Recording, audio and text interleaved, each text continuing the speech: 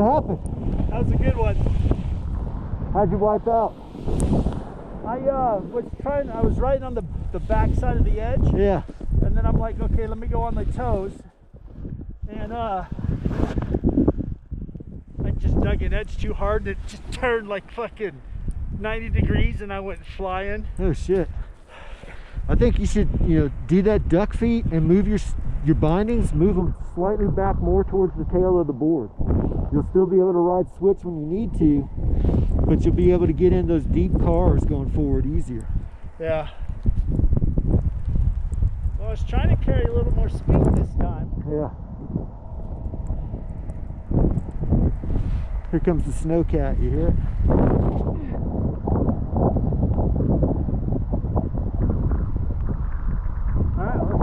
Alright, let's go. Alright, you go first.